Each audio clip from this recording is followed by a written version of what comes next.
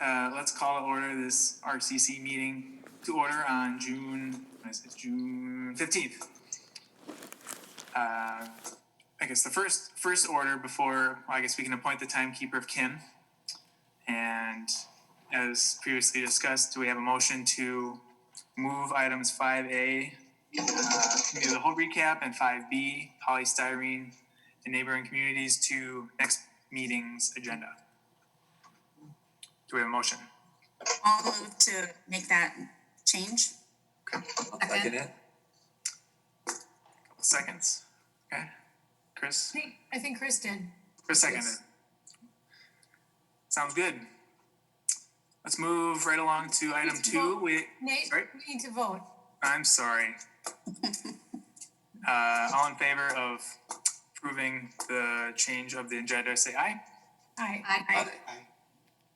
Any opposed? Say nay. Motion carries to remove those 2 items for now. All right, now we can move on to number 2, public appearances for non-agenda items. I believe we still have one person. 2 people. You want? I can put my mask I on. thought I saw Tony there. You did see me, guys. I'm going to keep this brief. I had all kinds of stuff I want to talk to you about, but I saw that I was going to be messing up your timetable even before we got a half hour late. So really, I sent this out to most of the alders, and Phil has seen it. The city of Ann Arbor adopted a carbon neutrality plan that makes us look like pikers. I'm looking at the wall because you guys are all over there. I should be looking at the camera. I'm not sure which one is on, but at any rate, I guess the point is that they're talking about spending $1 billion, that's B as in boy, $1 billion on sustainability in the coming, I think, was this 10 or 15 years or 20 years, Judy? Sitting behind me is Judy Statler with the 350 Coalition. For those of you who don't know Judy or know about the 350 Coalition, fantastic group, and she's really the one who kept nudging me to bring the 100% clean energy or clean electricity pledge forward.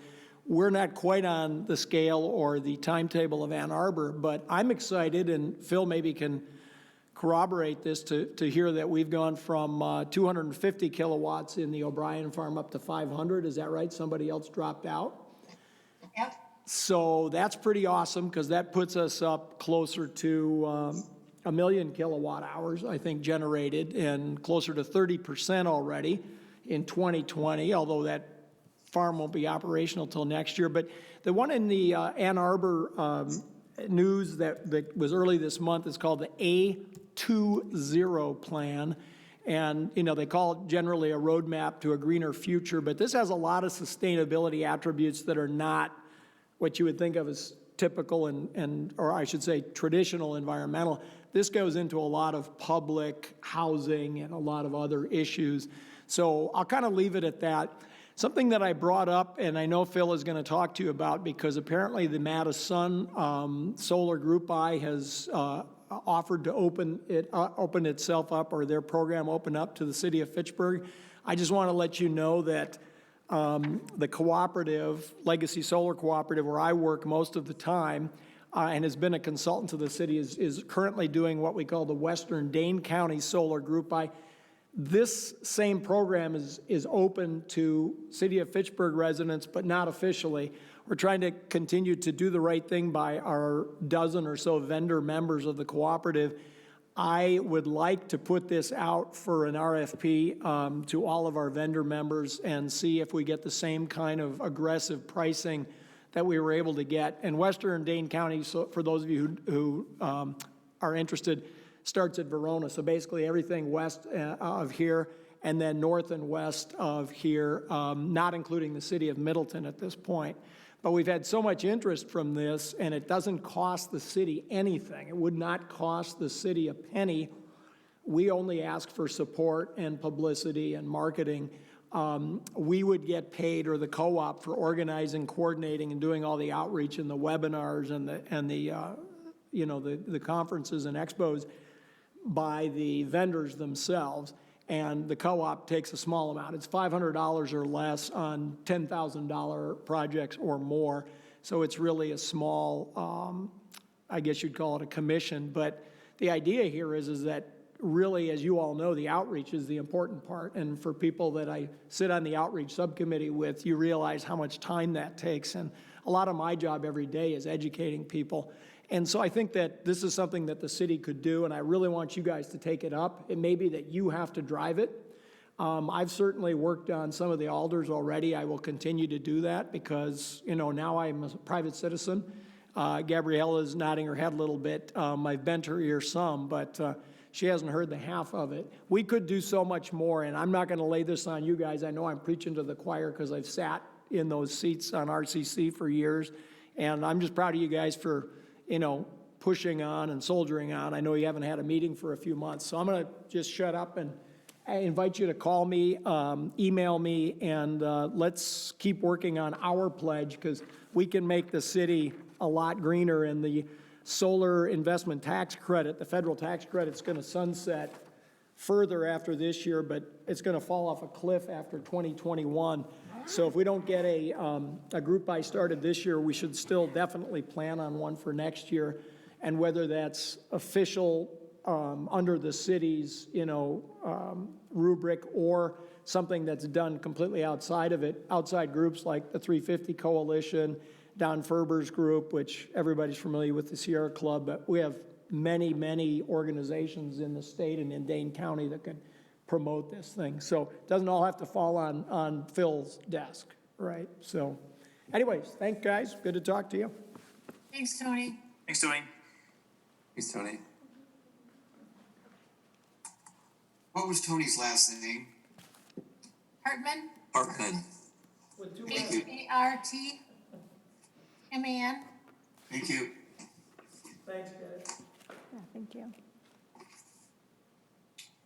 Is that the only non-agenda public appearance then, Claudia? Yes. Okay, great. Do we have any discussion on that? Maybe we can talk about that in more detail at the next meeting? Sure.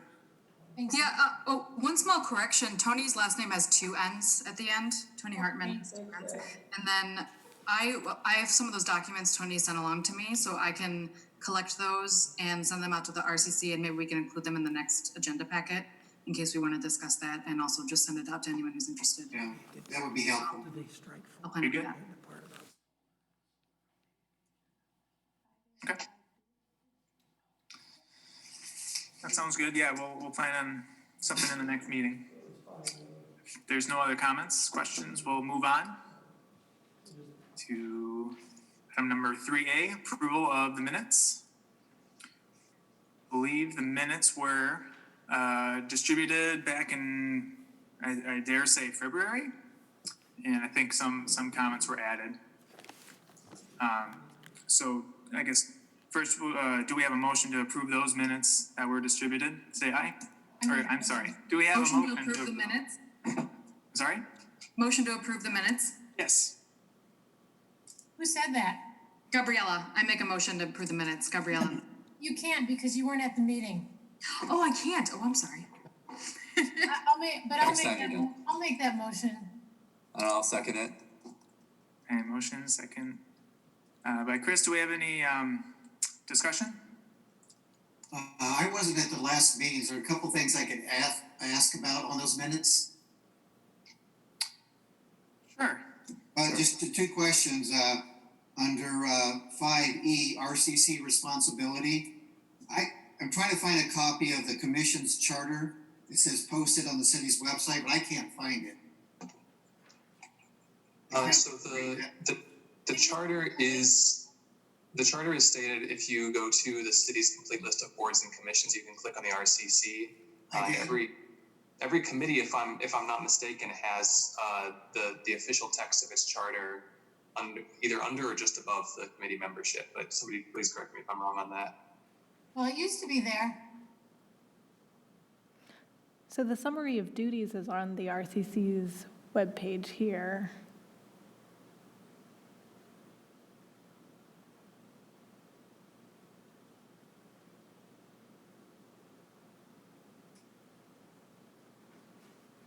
Yeah, underneath the member list on the website, there's a composition statement, and there's also a summary of duties. Okay, I must have missed that. Thank you. Yeah, thanks, Gabriel. It's not technically if you go titled to the charter, I government- guess, but that's, Yeah, under government, complete list of boards and commissions, and then if you go to the RCC page, you should be able to see the content there. Okay, thank you. John, did you have a second question? Oh, the second one was at the spring waterway cleanup event. I was just kind of curious what waterways in Fitchburg, where that would take place at. Yeah, no, that's a good question. I don't think we have an agenda item to talk about that, but just briefly, I mean, it's, I don't know what neighborhood you're around, but I know by mine, there's the McKee Farms, stormwater ponds, I guess, is an example. I know there's several other other stormwater ponds located throughout the city that, are just an outlet for trash that pretty much are the sources that, we go and clean up. Okay, I was wondering if something like Swan Creek or something Yep. like that, like 9 Mile Spring, something that might be in the city's jurisdiction. Yep. Exactly. We've had a Swan Creek cleanup courtesy of Chris, for the last 5 years in a row. We also do the Yarmouth Creek that's along the bike path.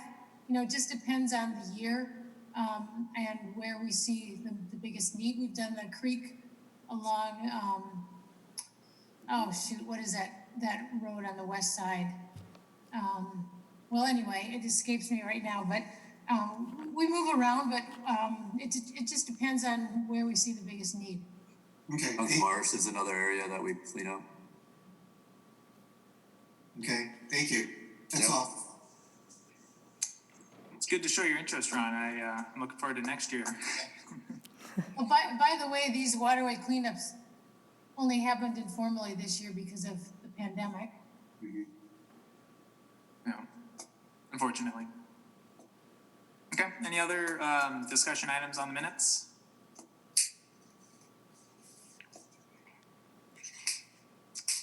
Now we can bring it to a vote. All in favor to approve the minutes that are included in the packet, say aye. Aye. Aye. Aye. Aye. Any opposed? All right, motion carries to approve the minutes. And any other comments, thoughts?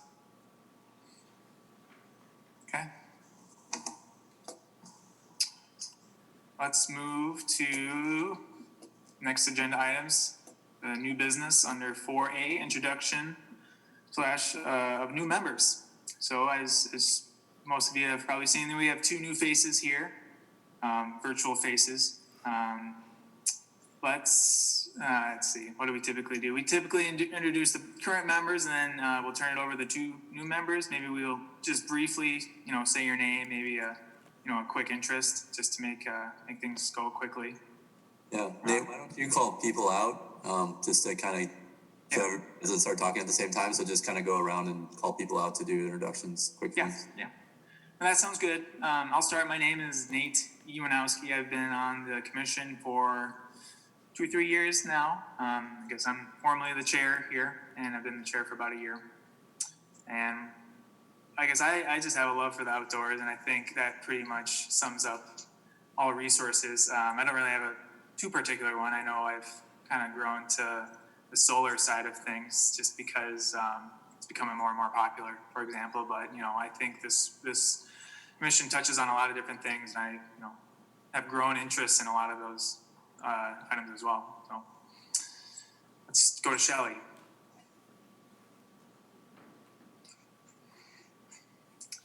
Who's still muted. Shelley, sorry.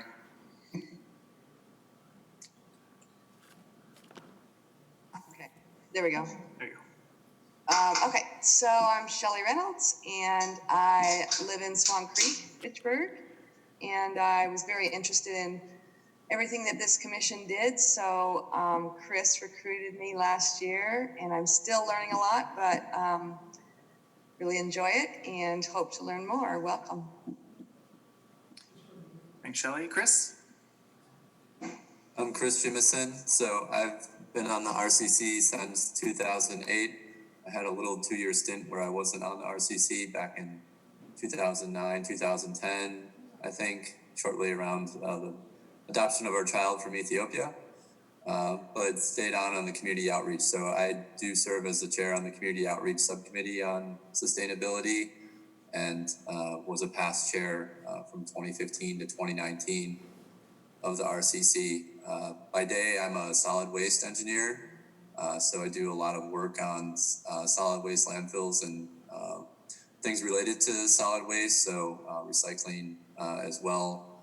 And then I'm also dabble in environmental compliance and have stemming from a lot of the things that we've worked on or had talks about on the RCC over the years. Very good. Let's go down to Claudia. So my name is Claudia Guy. I'm the staff contact for the RCC. I'm basically in charge of the stormwater programs and also the solid waste and recycling programs as well. Very good. Thanks, Claudia. How about you, Diane? My name is Diane Streck. I live in the Highlands of Seminole area of Fitchburg. I've been on RCC, I think, since 2003. I initially got on because I was interested in recycling, and since I've been on, I've learned an incredible amount about a lot of other things. It's been a really enjoyable experience. Professionally, I'm a CPA. I have really nothing to do with resource conservation, but this has been a really positive experience for me. Great, thank you. Kim? Hi, I'm Kim Workin, and I live in Quarry Hill neighborhood. And I've been on the commission for, I believe it's been 6 years. And I work for Wisconsin Land and Water Conservation Association and do youth education programming there. And so had an interest in starting a lunchroom recycling program at my son's school and at Leopold Elementary, and also found out that Chris's son was in my son's class. So we've been we started that program and got that up and running, and have been now spreading that out among some of the other schools. And our son's just graduated from 5th grade just last week. So that was very exciting. So welcome. Thanks, Kim. Phil? Go ahead, Phil. I couldn't get myself unmuted. Hey, I'm Phil Groupie. I'm the sustainability specialist with Fitchburg. I've been with the city for about 9 months now. I'm reporting to both the RCC and then also the bicycle committee. I got a background in outdoor environmental education and energy efficiency, and now I do this. We're glad to have you, Phil. I think that's the current members. Hope you took notes on names. I'm sure you'll get to know us more. But let me introduce our new member, Ron French. Haven't really met Ron, but if you want to give us a quick introduction about yourself, that'd be great. Sure. My name is Ron French. My wife and I moved up to Fitchburg about 4 years ago. We live in the Wildwood South area neighborhood. I'm an aquatic ecologist. That's one of the reasons why I was asking about the stream cleanups. I own a small veteran-owned business, environmental consulting firm here in Fitchburg, and I do a lot of work in this area. I'm also a board member of the Lake Wabisa Conservation Association. So we do spend a lot of time over the Lake Wabisa area, but we really enjoyed our lives here in Fitchburg over the last 4 years, and I really look forward to helping and working with everyone on the commission here to make us a better place to live. Awesome. Well, we welcome you. Thanks for joining. Thank you. And last but not least, our new our new board contact, Gabriella.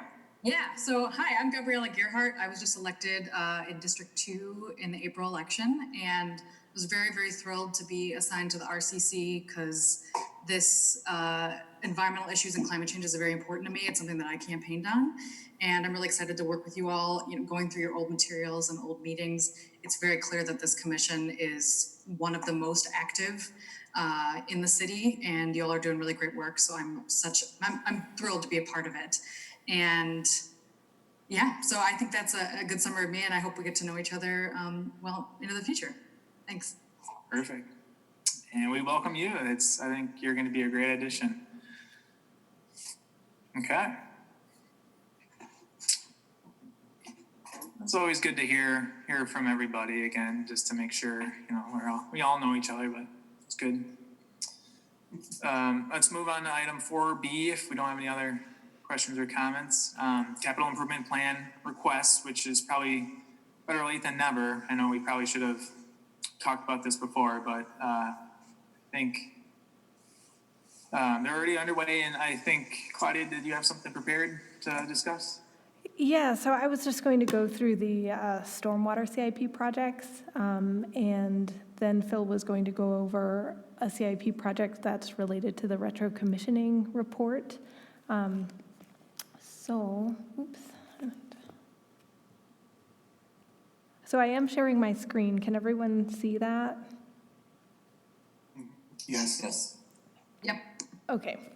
So 4702 on project number 4702 in the mayor's proposed CIP, which is on page 167, is where I'm starting. So this is stormwater pond dredging and retrofits. So for 2021, we have proposed Renaissance Pond repairs. That's a pond north of Dunn's Marsh. So that's been blown out a few times. So we do want to repair that. We removed Ashbourne Pond dredging from 2021 just because we were trying to make, all of our proposed projects spread out more evenly among the years. In 2022, we have an infiltration facility that is not infiltrating appropriately, so we are proposing that for 2022. And maybe I'll just stick with the 2021 recommendations, because I could spend a lot of time on these if we go through everything in a lot of detail. But this project is just for stormwater pond dredging and retrofits. The next one is Uptown Wet Pond. So this is for a regional stormwater facility that's proposed for the Nine Springs neighborhood near Herman Road. So the proposal is to have that built next year. The next one is a Traceway Drive stormwater reroute. The idea behind this is rerouting storm sewer so that it discharges through the Nine Springs Golf Course Pond prior to discharging into Nine Springs directly. What that would do is it would provide water quality improvements by removing sediment as water filters through the pond before being discharged into the creek. So that's being proposed for 2025 to be designed and then built in 2026. Buddy, can I ask a question on that? Mm-hmm. That creek that goes from the golf course under Fish Hatchery Road, that's where my husband and I did our stormwater cleanup this year. Mm-hmm. And that area just before it goes under Fish Hatchery Road is really dammed up with sticks, and is that part of the cleanup that you're talking about? It's really affecting the flow? No, that would just be normal. I guess if we hear problems where things are affecting flow, then we let our folks know, and they can take care of that anytime. So that's something that I can just take as an action item to let our streets crew know about. Okay. But this is rerouting the storm sewer so it goes through the pond before getting into the creek. Okay. But I'll take that as an action item.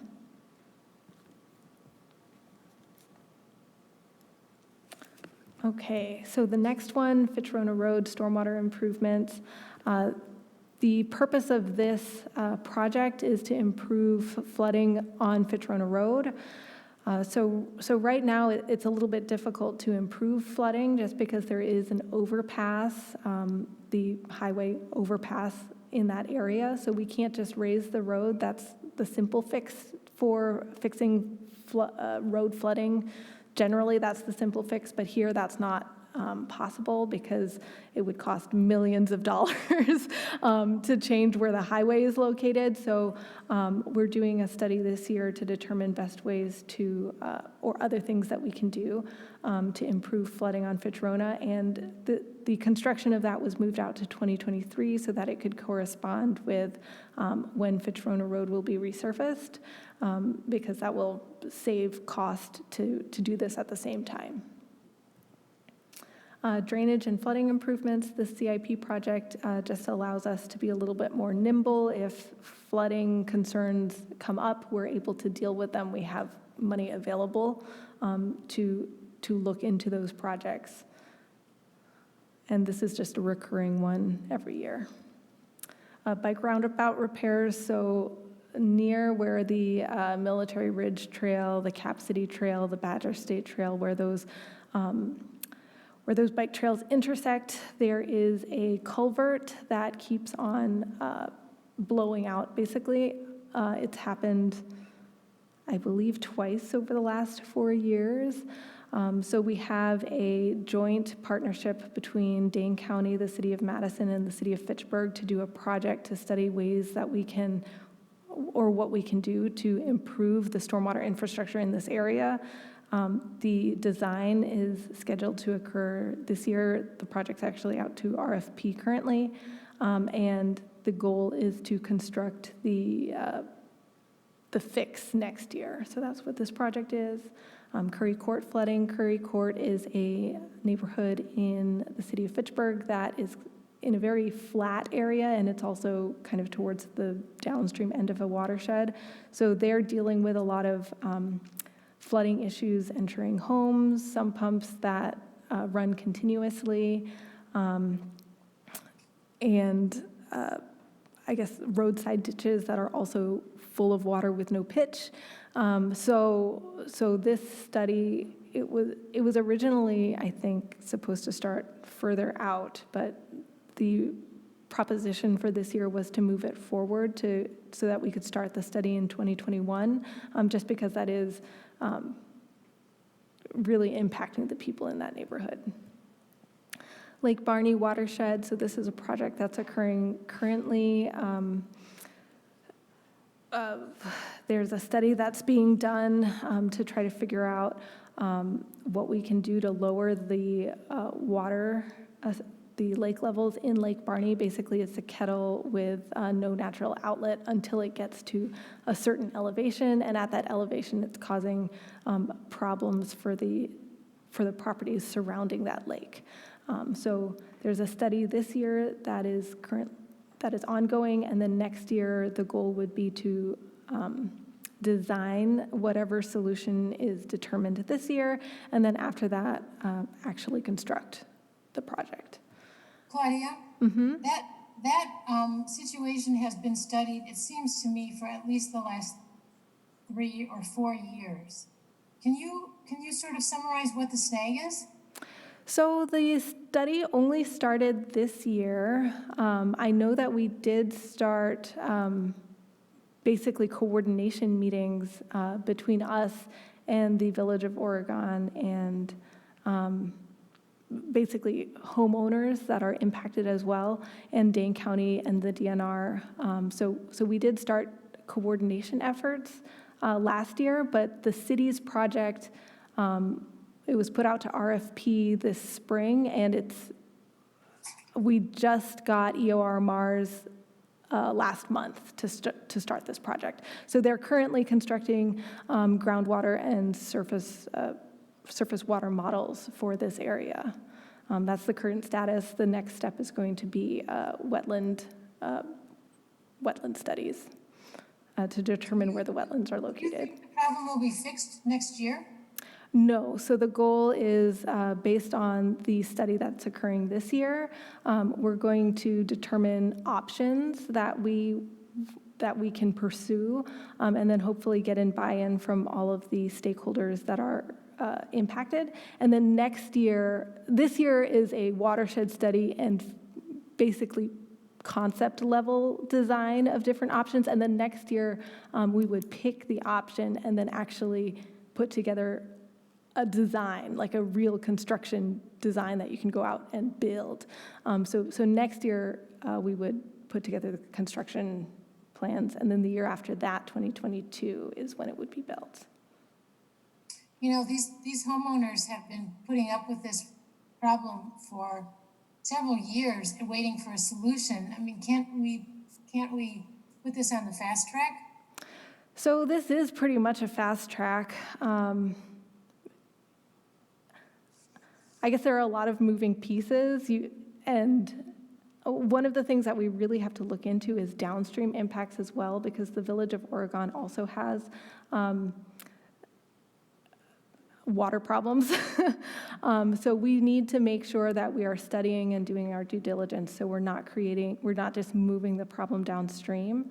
And it's also important to work with all of the stakeholders, because the solution would go through Department of Corrections land and then also private land downstream before it even gets into the Village of Oregon's storm sewer system. So there are a lot of moving pieces, and I think everyone wants to see a watershed level study before just digging a ditch or putting in a pipe and emptying the lake, because that's really not what we want to do. We want to have a responsible solution that looks at how everyone's going to be impacted.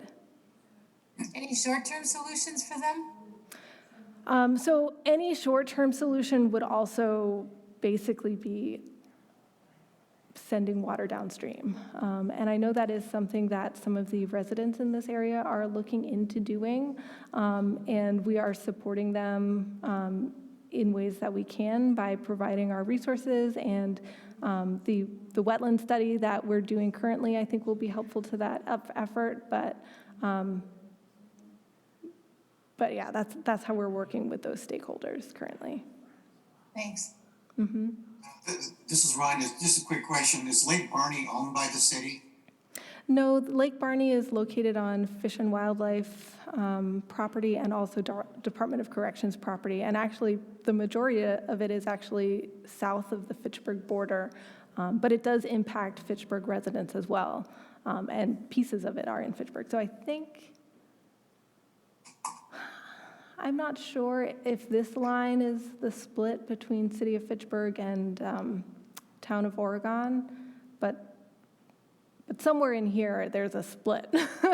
But none of the property is on City of Fitchburg property.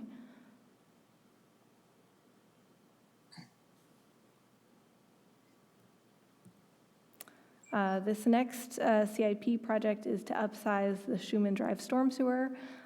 This is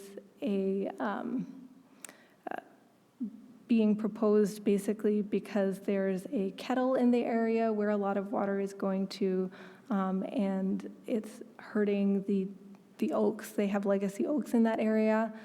So if we were to upsize the storm sewer downstream of Seminole Glen Kettle, then we would allow water to bypass this area. So that's being proposed further out. TMDL modeling, so this is something that we originally had in the CIP to do this year, but unfortunately we were relying on getting grant money in order to do this project, and we did not get the grant. We were, I think, like 2 municipalities away from getting the grant. What they do is they rank your grant application, and we were really, really close to the cutoff, but we didn't get it. So what we proposed is to put this out to 2022, because it is a 2-year grant cycle. So we would have the opportunity to apply for that grant again and just, save money on that. So this is proposed for 2022. Would the city be doing preparing the TMDL? So the modeling would be done by a contractor, or I guess a consultant. Yep. So this project, Lacey Seminole Regional Stormwater, this is basically to do a study in the sub-zero area to determine a regional stormwater plan for that area. And this one is when they redo Lacey and Seminole. They're similar titles, so I had to look at which one we're talking about. But this one is just for stormwater improvements when the road is constructed. Because we will be Seminole and Lacey, there's going to be like a roundabout in that area, and we're also going to expand the footprint of the road. So this is to have stormwater facilities for the additional impervious area that will be proposed. Claudia, I have some questions on this, on those two in particular. So there was a lot of conversation around this at the Finance Committee CIP presentations, and mostly about the timeline, about pushing that out to 2025, since it's an intersection that has been really problematic for that area. And I believe that some alders are potentially going to be doing amendments to move up the construction of that intersection. Oh, okay. There'd be a roundabout. But I'm curious if you could speak to the importance of pairing the stormwater projects with the intersection and the road construction. Like, what is I assume that's typically what's done. And I would like to know, like, what's the rationale behind that? What's the downside of not pairing them? Sure. Like, what would the extra expense would be, if you can speak to that? Sure. So in this case, the stormwater facilities that are being proposed are going to treat the water from the road build out, I guess. So when you add additional impervious area, you need to meet certain ordinance requirements for cleaning the water and making sure that it runs off at a rate that matches pre-development conditions. So in this case, you have to pair it with the road because it's being built to treat the additional impervious area for this road. So you can't do it later because it's a regulatory requirement, and it really wouldn't make sense to do it before, because if the design changes, then you're not designing your stormwater facilities to match the design of the road. So in this case, with new impervious area and new facilities, you have to match them. And then, so I was talking about Fitchburg Road. That's basically a resurfacing project. We might be adding, I'm not as familiar with the road projects, so I apologize. I don't believe we're adding additional impervious area. I might be wrong about that. But basically that project, the reason why, if you're proposing additional storm sewer or anything like that, you would want to do it at the same time that you're resurfacing, because you're already tearing up the road and you're tearing up the asphalt in order to resurface the road. So getting in there and doing the pipes under the road makes sense. Otherwise, if you want to do it ahead of time or later, then you're doing double work. And it also just creates a less uniform pavement. So if you want to dig out this section and replace the storm sewer, then you have a cut in your pavement, and that affects the longevity of your pavement. Okay. So maybe I need to touch base with you separately then, because it looks like there's going to be some discussion about this on the council about moving the project up. So I'd be curious to know from your perspective what components of the CIP complementary projects have to be moved up in conjunction with that changed intersection. So maybe we can touch base on that in the future. Definitely. And I'm also curious, the council recently passed, what was it called? We approved a temporary pumping plan for the sub-zero kettle, which is right around that. And is that project, I know it's partially a study, is that related to, going to inform these stormwater projects? So that's related to this project, which is the Lacey Seminole Regional Stormwater Study. So basically what we have there is we have a kettle which in the past has not really been full of water.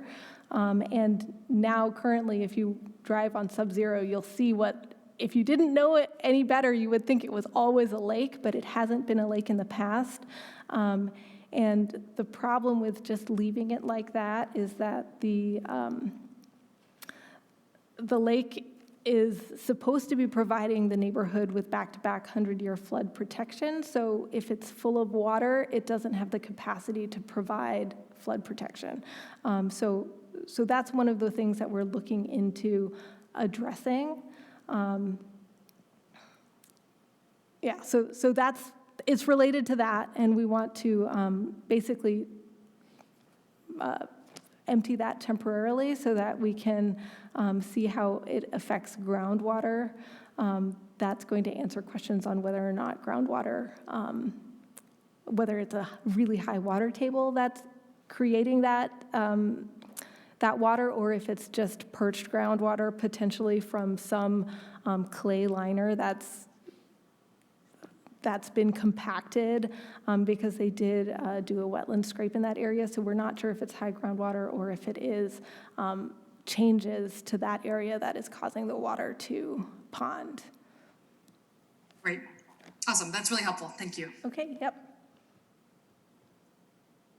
So flooding north of Dunn's Marsh, there's basically a neighborhood flood north of Dunn's Marsh where water has been, I think twice over the last 4 years, has been getting into apartment buildings and cars that are parked there. It's a little bit of a mess. So this project is to study and address that. Storm sewer on Floran Drive and Lyman Lane. So this is something that we've heard from the neighborhood that, and we've seen this throughout the entire city, especially for the last three years. People have been having sump pumps running that haven't been running in the past, and they're just running continuously. And we do have really high groundwater, so I know that's part of a contributing factor. But from what I understand, in this area, they've been dealing with running sump pumps for even longer than that, so I don't think it's a temporary problem. I think this is a problem that we really need to fix.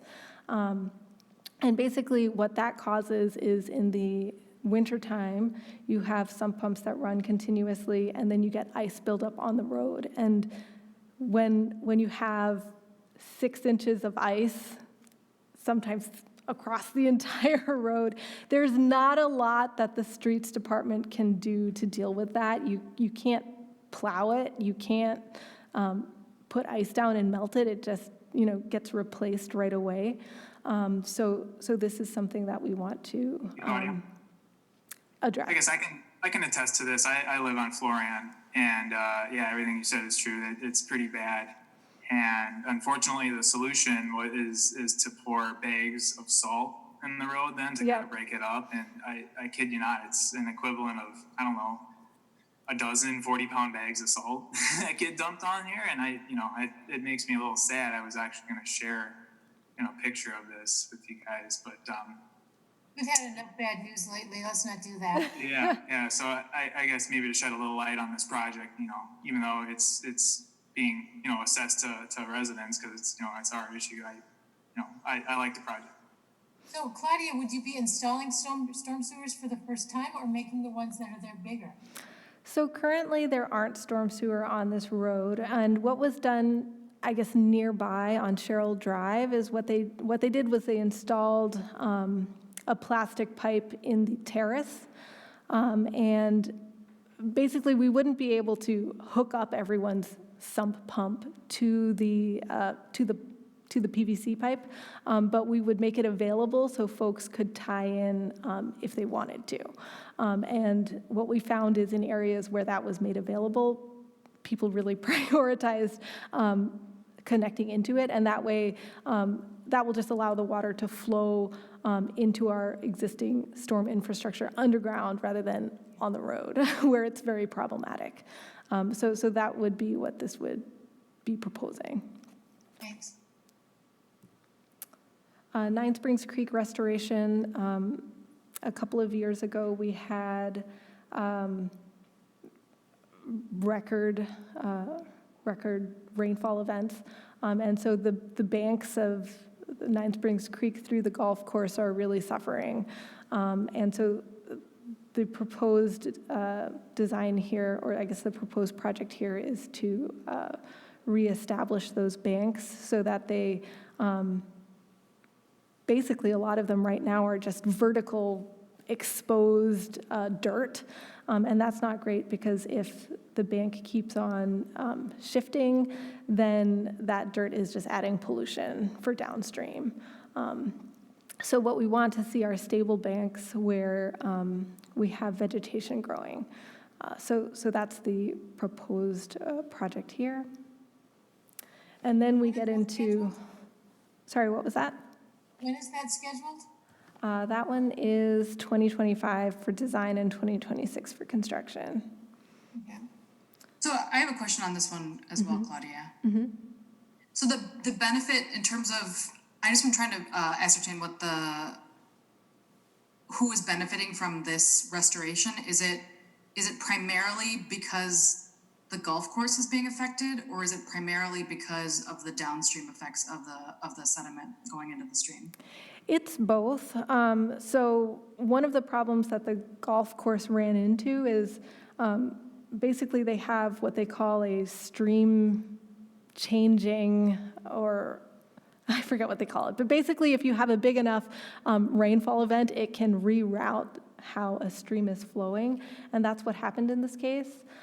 So a lot of sediment got onto the golf course in one area, and we feel that they're very susceptible to that in the future without kind of building up and anchoring that bank the way it currently exists. Other things that happen are they have bridges, and the bridges assume the bank is at a certain spot, and the bank erosion is getting pretty close to like where the bridges are connecting to the ground, so that's a little bit of a safety concern as well.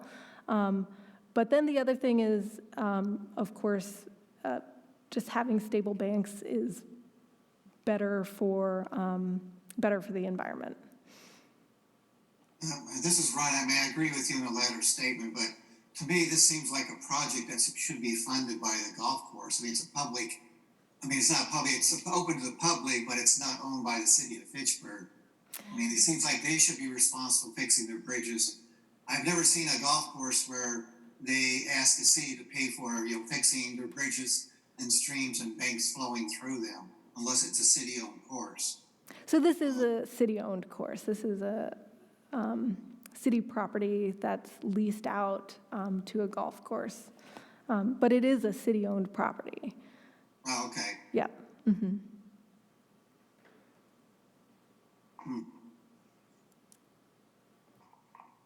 All right, and then this is getting into the traffic section of the CIP.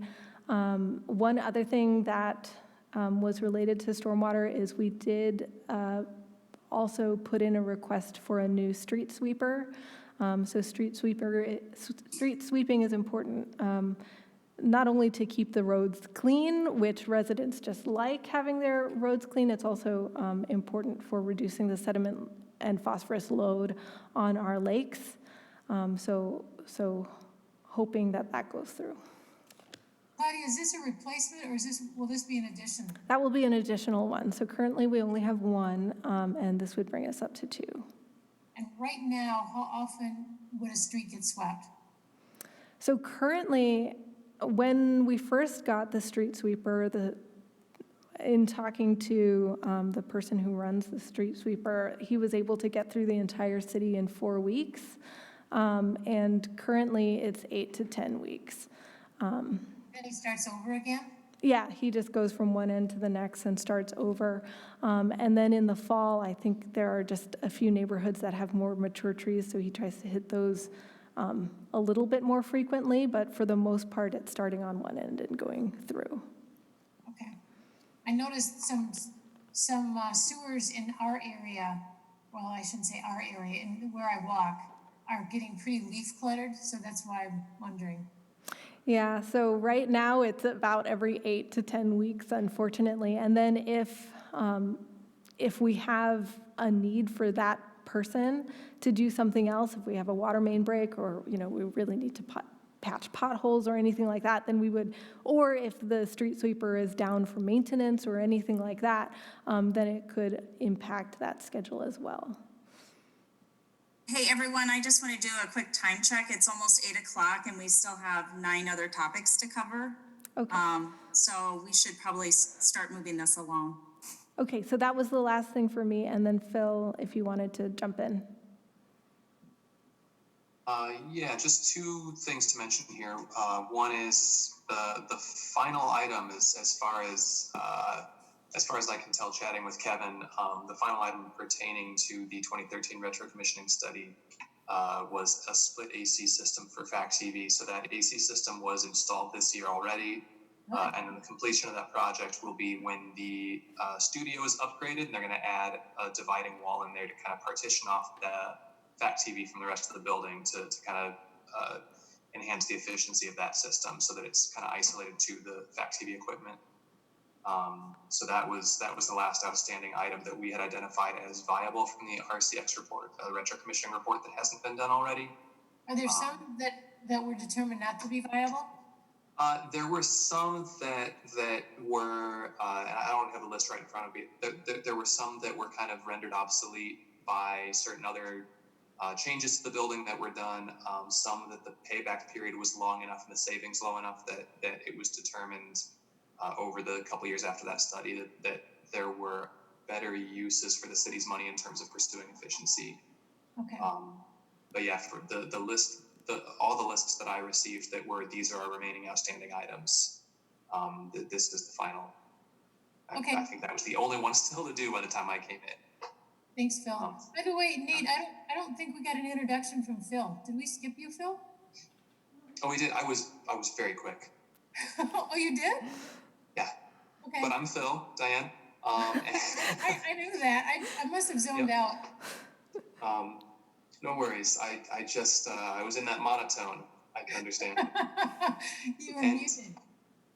That's probably it. The other item is I received a notice from Misty that there is some street lighting LED updates that we have planned. The initial intent, I believe, was to begin implementing some of these LED replacements in 2021, and I think due to some budgetary concerns, that's being pushed off to 2023, but beginning in 23, we have 3 years of LED upgrades planned at $26,000 a year to overhaul the significant. Sorry? Are we getting any grants for that? Yes, the goal is for the city to pay 50% of this and to get 50% funding from grants. And I'm gonna communicate with Misty on whether she needs anything from me to secure those grants, or if there's any way that we can move the timeline up. I'm not clear on the details there. Do you know what the payback is? The payback is she had it in here. I think it was $1.50 per bulb per. Like in terms of years, it's under 10 years. I don't have an exact figure. Okay. But the idea is that each bulb should save us, like if you're looking at a 100-watt fixture we're replacing, we're saving $1.50 a month. Well, needless to say, the sooner the better. I mean, pushing this off delays our savings. Absolutely, yeah. Phil, I would be interested in bringing this up, looking if we can push it forward as we move forward. Yeah, I'll respond back to Misty. This is something that she sent me late last month. Yeah, because I can, and just for anybody that's not familiar with the CIP process, and I can touch base, I can send you all the schedule, but any of the alders are allowed to make amendments to these projects, which then goes through a public discussion process. So, and I'm currently looking into what might be potential amendments for discussion, so. Okay.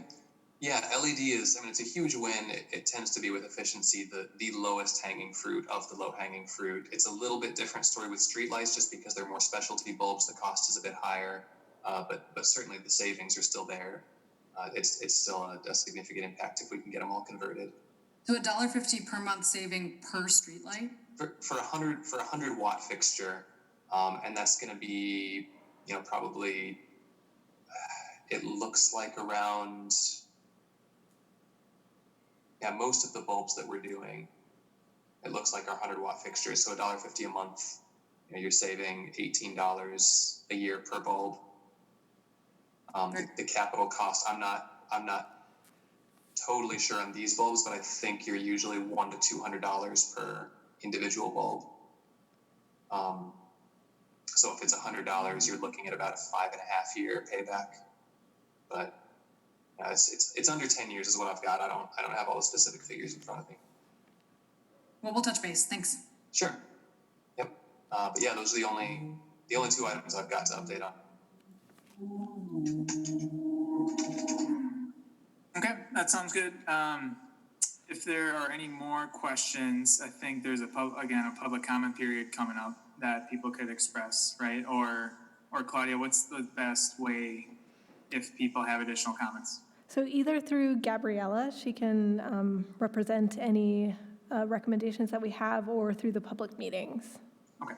Yeah, so I can send the CIP, the schedule for adoption to everybody, and it's on the website. But basically, the public meeting for the public is going to be on, looks like June 23rd.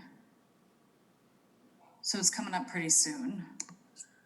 Actually, next week is going to be a public hearing. So if you all want to come and sit in and listen, after that public hearing, which is similar to the kind of content that we are looking at today, there will be a process. Any of the alders can submit amendments, and those amendments will go through a process, and then there will be a public hearing on August 11th to discuss those changes, and then the adoption of the CIP will happen that day with potential changes. Yeah, that sounds good. Yeah, if anyone has any questions, let Gabriel know. Let's move forward with the time consideration here. Again, another finance thing, item 4C, upcoming operating budget requests. I think now is the time to just start thinking about it. I know Claudia included a sheet in the packet that has some items highlighted. Claudia, did you have a little bit just to say about that? Sure. So basically, we're currently going through the CIP process, and then in the fall, we go through the operating budget process. So the CIP are obviously bigger projects, and then the operating budget is just for our normal operating expenses. And so these are the items that the RCC has had discussion on in the past. So I just went ahead and pulled up this spreadsheet so we could discuss these items. This isn't, our operating budget requests aren't due until August, is that correct? I forget the schedule. The department head presentations to the finance director, it looks like it's on August 10th. That's according to the schedule that we just adopted at the last meeting, so. So we could discuss this more in July, correct? I'm not sure about that, to be honest. I wasn't realizing. It looked like the budget proposals are due to the finance director on July 27th. July 27. So our meeting theoretically would be sometime July, maybe not July 20, but sometime this week. So theoretically, we could probably talk about this next time, but just so you know, that's when it's due to the finance director, but I have it due to my director before that. So we would be cutting it pretty close if we waited until next time to talk about this. Okay. Well, a couple of things. Except for battery recycling, which, we probably need to discuss a little bit more how we're going to handle that. I think all of our requests that we had are probably the same for next year. Then it's a question of, do we want to add anything?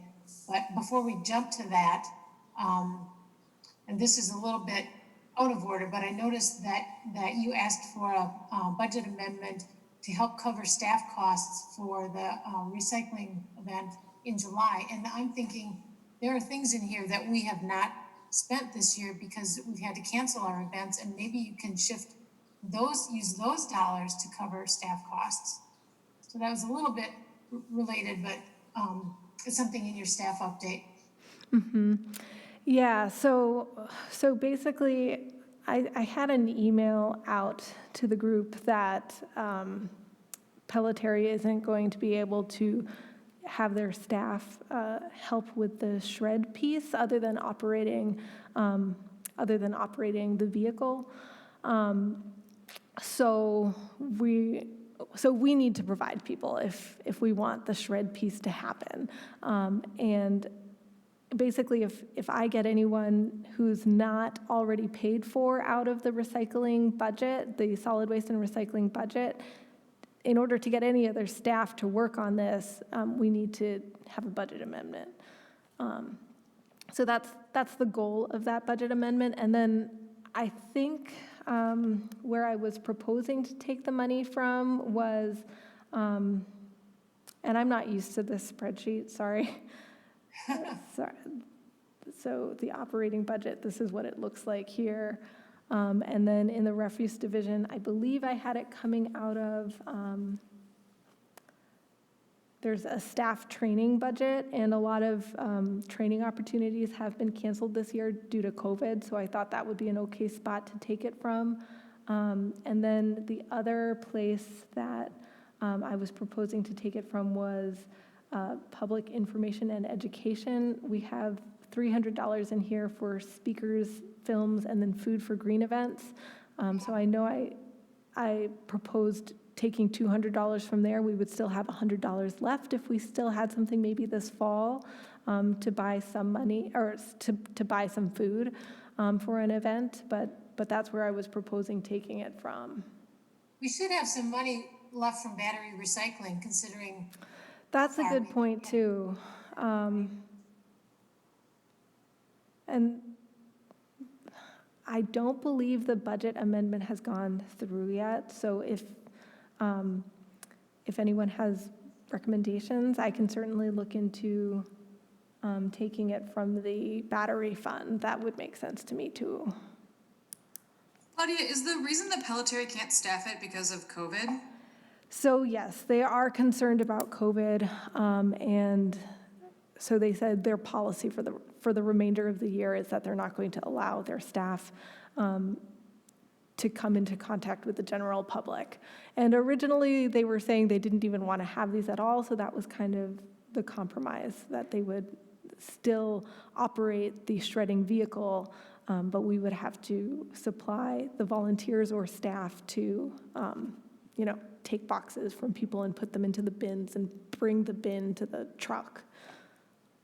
The reason I asked, Claudia, is because I do think it's great to potentially move around money in the budget that we're not going to use for other things, but we do have an emergency fund for the city, so I think we should consider whether or not this cost applies. Yeah, and that is something that I asked the finance director, and that's for costs directly related to dealing with COVID. So if I'm buying a mask or if I'm buying hand sanitizer or anything like that, but she said this would not qualify.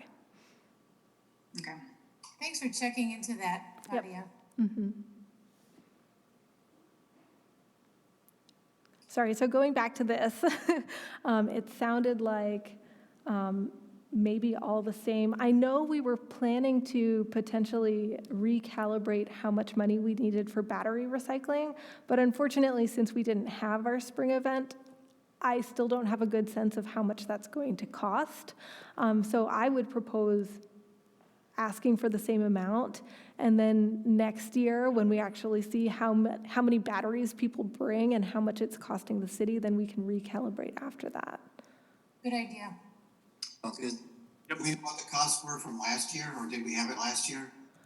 So in the past, we had battery recycling available in the lobby, and due to basically safety fire concerns and those kinds of concerns, we discontinued that, and now we're making it available on our recycling days. So folks can come and bring their battery on the recycling day, and there might be a charge to the city depending on if it goes over a certain poundage, but we haven't done it that way in the past, so I don't know how much we're to expect.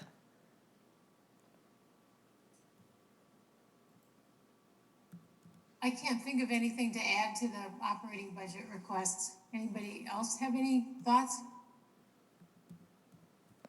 The only thought that I had is I'm not sure if we want to move some of this money from, currently it resides in the refuse and recycling section of the budget, but I know sometimes our green events are not necessarily related to recycling, and so if they're related more to sustainability, there's a sustainability section of the budget. That was just a thought. It's also $150, so I don't, and we don't necessarily know what our outreach is going to be related to, so it might not make sense to move it either. We haven't, Claudia, that part of it, we haven't really been involved in how it's classified within Public Works. That's been sort of up to I guess, the Public Works Director. Okay. So I think whatever works better for you. Okay, yeah, and it's under planning now, so sustainability is under planning. So it does come out of a different pot of money, and it affects rates differently.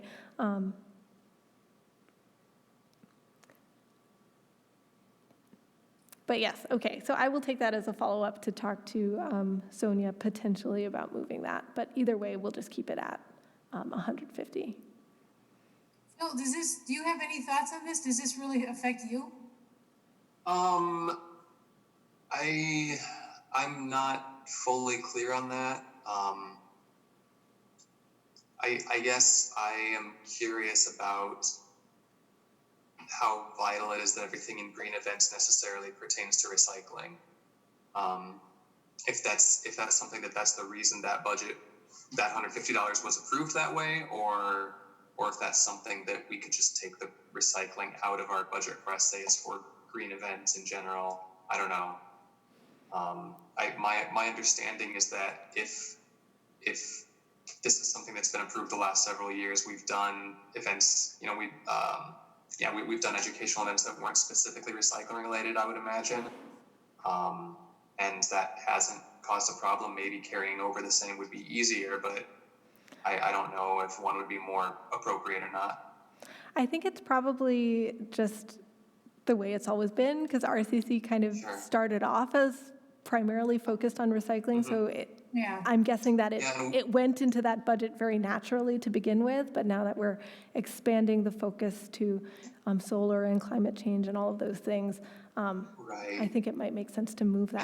And it's sort of an ongoing conversation that it seems like it's happening piecemeal, that as some sustainability functionality is no longer necessarily under the Public Works umbrella, how do we handle that? And it's happening with some budget things. It's happening with some of my roles. It's happening even with things like file management and which just that like organization of documentation. Sure. Yep. And this, I suppose this is something that maybe we need to have a discussion about soon, but. Yeah, and it sounds like, at least from what Diane's saying, like where we request the money doesn't really impact RCC as long as we request it. So I guess this is just an internal staff discussion, so we can have that offline. Mm-hmm. Okay, we're getting behind again, so we can keep moving along. Okay. Yeah. So Claudia, you have enough input to move forward then from us? Yes, I'm just going to request the same things as last year. Sounds good. Okay, let's move on to item 4D, solar outreach opportunities. Phil, you think you could keep this under 10 minutes? I sure can. Great. So the two most, I guess two things immediately are worth discussing. Both are things that Tony mentioned in his public comment. So one is Madison program that Tony referred to that Renew Wisconsin always puts on. They began doing this program with with Madison. They've expanded it since then to Middleton, I believe, to Monona, possibly Verona. And essentially they put together a large group buy for solar, and get a discounted rate for any residential participants who want to go in on that group buy program. The ask from those communities is then that they put in a certain amount of money to help Renew Wisconsin pay for the organization, for staffing these educational events, and then Renew Wisconsin will go into the cities and put on a few outreach educational events for potential customers to learn about this program. So I met with Sam Dineski with Renew Wisconsin a couple months ago, and it's a really interesting idea, but I didn't foresee us having the budget. It was probably going to be around, I didn't get a specific figure from him, but it sounded like it was going to be around $2,000 or $3,000 for Fitchburg to participate, to get a couple educational events actually held in Fitchburg. So I told him this was something to look at potentially for future years, but certainly for 2020, we weren't going to be able to participate. With COVID-19, he reached back out and said, hey, guess what? We can't do any educational events in person, so we're putting them all online. If you want to let people know. So in my green e-news that I'm going to send out for this month, which should be happening this week, I'll have some information in there about that program. Still can be an ongoing topic of conversation for future years, but at least this year, that information can be made available to residents at no charge to the city, which is kind of a win-win. I've also spoken with Tony about the possibility for Legacy Solar Co-op to do something similar for Fitchburg, putting together a group buy program. Certainly any organization that wants to make this service available for Fitchburg residents, we are really happy about that. And so, it's something that there are those two opportunities potentially available for Fitchburg residents. I was just going to say, since we have two new members, maybe, I'm not sure if they already subscribed to your green newsletter, right. but you might want to mention that. Yeah, so for anyone who is unaware or has forgotten, because I don't remember the last time I talked about it, there is on the city's website, there's a notify me function, and you can be alerted to various meetings going on around the city, other public events. One of the notify me options is to be put on the Green Fitchburg mailing list, and mostly what that's used for is the sustainability specialist will put together a green e-newsletter once every month or two, and that has information on kind of any monthly observances related to environment, possibly any current topical any topical points that might be relevant. This month I'm looking at, with all of the attention that's been brought to racial equity, I'm kind of exploring that from an environmental lens, and how is the environmental movement done at diversity and inclusion and representation, and then any current or upcoming environmental events with the university, with the city of Fitchburg, with the library, things like that. And so if you subscribe on the notify me link, and if you're not sure where that is, let me know. I can send you the path, but then you would get that newsletter whenever I send it out. Okay. Yeah, definitely an ongoing discussion with the solar outreach. I think that's good to look into for the next few months. And it's about, I don't want to take up too much more time, but given that Fitchburg last year did pass the clean energy resolution, there's only so much the city can control, and that's why most of our hard and fast goals were related to municipal energy usage and not the community at large. But things like this are definitely a really good opportunity for us to help the rest of Fitchburg, which compared to the city has a much larger energy footprint, the businesses and residents. So anything we can do to kind of help facilitate their transition to a cleaner energy profile is also a big win. Yeah, definitely. It's yeah, a lot of decision makers to change minds, but yeah, I definitely need to reach out to them. So it's good. You want to keep going with item 4E, Mayor's Climate Pact? Let's keep going.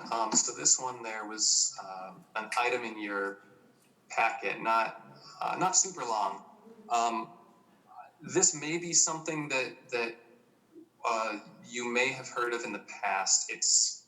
I guess I just realized a month or two ago that this is something Fitchburg had never gotten on board with. But back in 2014, when President Obama was pushing the Paris Climate Accords, the mayor of Los Angeles, the chief sustainability officer of Los Angeles, started working to organize a group of mayors who were committed to pursuing this climate action.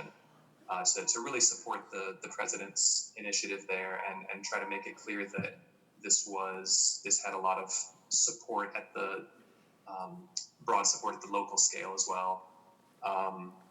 In 2016, membership increased during the election and shortly after the election when it became clear that President Trump was looking to make good on his promise to pull us out of the Paris Climate Accords. When that happened in 2017, then membership grew even more. Essentially, what this group of climate mayors is committed to is, I mean, as you can see here, it is it's a network of mayors or sustainability climate-related representatives from cities around the country who have a monthly or every couple of months phone call to talk about things that are going on. Occasionally, they will draft letters. Generally things along the line of, please don't pull out of these accords. We don't support that. Please don't. There was a letter that was released in opposition to canceling the Clean Power Plan. So there's a little bit of that. When you are part of this pact, your city essentially is agreeing to sign on to letters like this that are pushing climate initiatives around the country. But then also there's resource sharing, there's information sharing, just kind of learning about what's going on in other cities. So it's an information network as well. Essentially, what is required of cities that sign on to this is I guess I should have led off with the fact that Fitchburg is not signed on to this right now. There are 6 or 7. See if I actually wrote this down for my own notes. I didn't. 6 or 7 Dane County municipalities that are signed on. It includes Madison, Middleton, Verona, Monona, Dunn, and anybody from one of the other municipalities that is participating. And I forgot to name you. I am very sorry, but they're not all coming to me. But several of our neighbors have signed on to this, and Fitchburg has not yet. It's a little bit, the efforts to keep us in Paris Accords, that's now passed. The efforts to keep the Clean Power Plan going, that's passed. But I would imagine that there will be opportunities to get some public pressure on the federal government again, to push us towards, again, being a climate leader around the world if we can. So it seems to me that with our clean energy resolution that we've passed, with all of our efforts on energy efficiency and renewables, it would only be appropriate for Fitchburg to be signed onto this, the same that we're in the Green Tier Legacy communities and efforts like that. We signed on to the Governor Doyle's 25 by 25 energy pledge. So what I would be proposing is that I would put together a resolution to bring to council and have them refer out to the RCC that would result in the Mayor Richardson signing and the city of Fitchburg joining this pact. And what it would require is basically nothing that we aren't already doing. So as this says here, there are no binding commitments.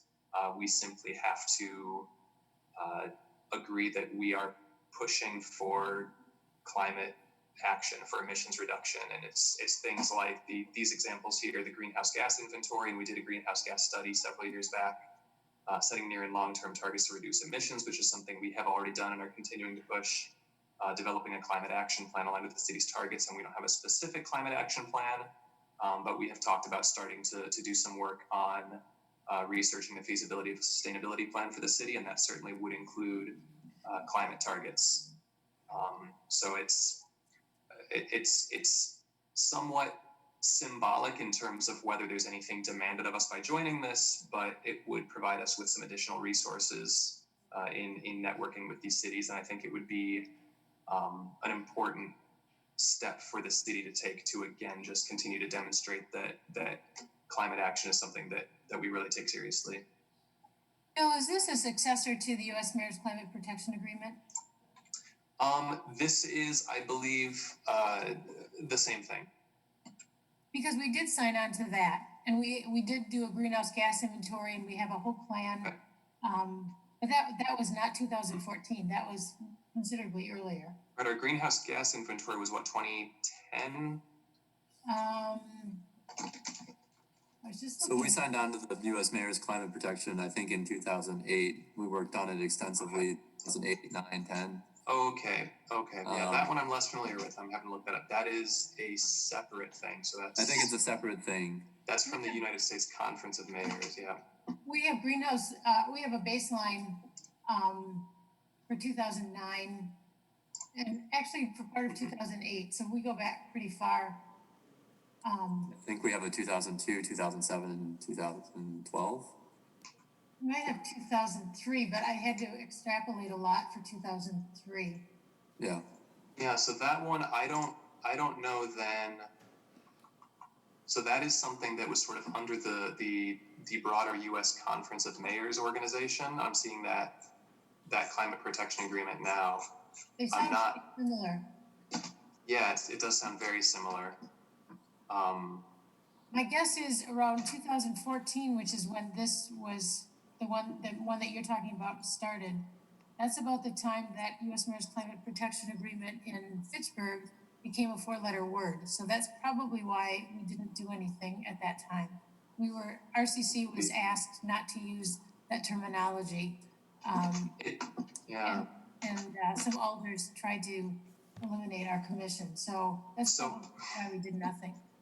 I think the biggest distinction I'm seeing is that what we signed on to, what I'm hearing from you, what we signed on to in 2014 was a U.S. Mayor's Climate Protection Agreement, and that was apparently a one-time agreement that a number of mayors within that group made with the U.S. Conference of Mayors. The climate mayors, I think, is a much smaller subset of mayors who specifically wanted to demonstrate their ongoing commitment to continuing climate action. So that this group was just founded in 2014. I can send out more information to the commission. The website has a little bit more information. There are the three slides that I shared here in the packet. It's certainly not it's not anything that is required of the city. You know, what we're doing in terms of our clean energy resolution, in terms of the pushes that we're making for increased responsibility vis-a-vis energy usage and water infrastructure, you know, none of that is enhanced or in any way lessened whether we join this or not. So you know, it's really about to some degree it's a little bit of a branding move, but it also would it looks like connect us with networking opportunities with other mayors and get more information on what they're doing. I can also I haven't yet reached out to Madison, to Middleton, to Verona to ask about any kind of material benefit that they're realizing from being a part of this. That's something I can do as well. It sounds to me like it's primarily symbolic, but I like the networking aspect, and I think you should go ahead and draw something up. Yeah, Phil, I agree with Diane. I think you should drop a resolution, and if we can even get it done by the end of the week, we could put it on the consent agenda for Tuesday's meeting, and we can discuss it more in depth in July. At our July meeting. I think that'd be great to dig more in, and maybe in the meantime you can look up, find out from the other cities what the experience is like. Yeah, I think I personally think it's an easy yes. I'd love for it to go in front of council. Yeah, I can definitely get something put together by the end of the week. Just a warning, Phil, the deadline for the council package used to be Wednesday, so. I think it's Thursday at noon, but we should check. Okay. I can get it done by the 2/3 point of the week. Good. Thank you. Yeah, sounds like a no-brainer to me, but just gotta follow it up. And we have a half hour left. Yep. Yeah, I hope we can still leave kind of 10 minutes for council and staff update at that. So hopefully, I think we can power through the next couple of things here.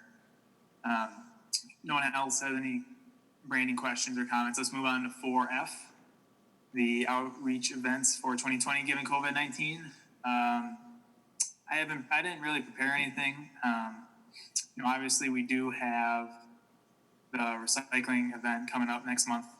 And I guess me personally, we've been pretty minimal risk here. And, I don't necessarily see myself wanting to pursue outreach events at this point, but I don't know if anyone else has any, burning desires to suggest something, at least at this meeting. I think it's too early to consider that. I can't imagine people wanting to attend, especially in the format that we normally gather in the library, and there aren't any shields or anything. I think it's too early. I agree. Okay. Yeah. I agree on the in-person events, but I think that we could potentially have, we could potentially do consider a Zoom event. Maybe we would need to do a little practice one on our own, but we could potentially get a speaker to answer, if people have questions on solar, we could get a couple solar experts to talk a little bit and then answer people's questions. I don't know exactly what the format would be, but, I think, we want to keep doing outreach. We just have to be creative in different ways to do it. Because this might be going on for a little while, and I'd hate to lose some of the efforts that we've done over the years. So just something to think about, not necessarily, that's, the go-to that we're going to have Zoom events, but something to consider that we should be thinking of ways to continue to try to do sustainability outreach, whether it's more social media, just figuring out how we can continue to try to get that message out there in different ways instead of events for right now. Well, we still have the Fitchburg Star articles, so don't forget about those. Right. That's one way. Yeah, Chris, I agree. I think, I think something like that is worth pursuing. So maybe if people can just kind of brainstorm and cook up something to maybe propose next meeting, I think that could be a path moving forward here. Yeah, I think we can have more discussion at the next meeting, but I think, let's not, because of the pandemic, just fold up on, outreach. Let's try to be creative and work around it and try to find new ways to do outreach in different ways for this period of time. Yeah. Yeah, that sounds good. Let's keep moving, bypassing items 5A and 5B. 5C is the Spring Recycling Day event that we just mentioned and is scheduled for next month. Claudia, did you have something prepared to discuss? Yeah, and I think we kind of covered a lot of it earlier. I did just want to let folks know that we are trying to figure out the shred piece of it. I don't believe I got any volunteers from RCC yet, but I will send out another reminder email to see who would be available to help with that event.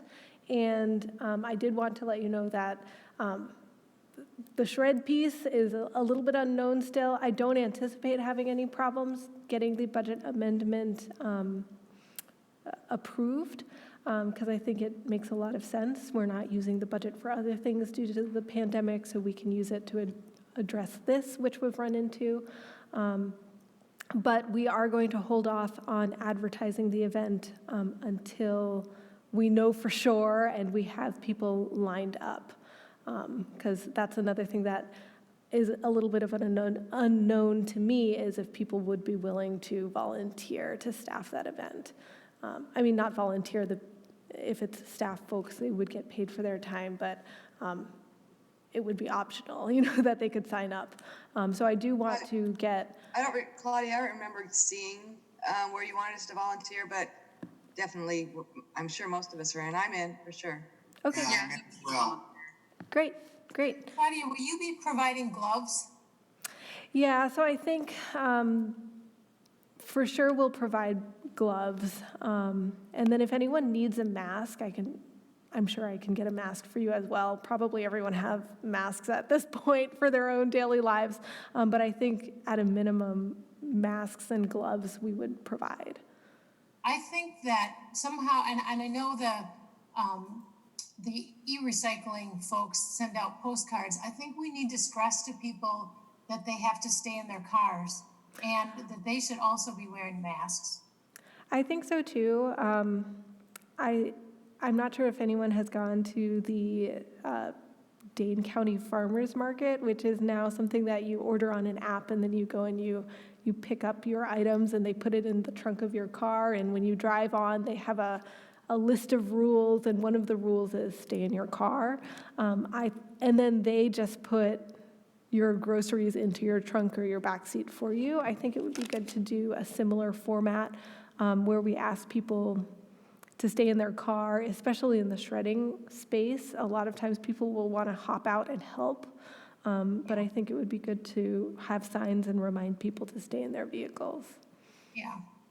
Yeah, I'll help also. So maybe do you want to just send out a schedule? I'll send out another email. I think the one that I said before was very, very early. So at this point, I'm sure people have a better idea of their schedules.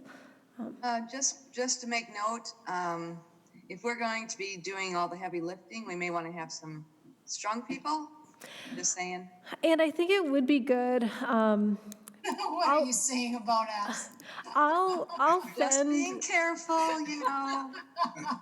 When I send out the email, I will ask if you are volunteering, if you could let me know if you're volunteering for the shred piece specifically, because it is labor intensive. I will say that when I helped staff that event, that was difficult for me because the boxes can be pretty heavy. So I had to call my husband to come take my spot, and then I helped direct traffic instead. So I think it's not something that I personally would want to sign up for. And I think that's a good point, Shelley. It would be a good idea to know ahead of time who is willing to do that, because people come with huge trash bags full of stuff and it's heavy.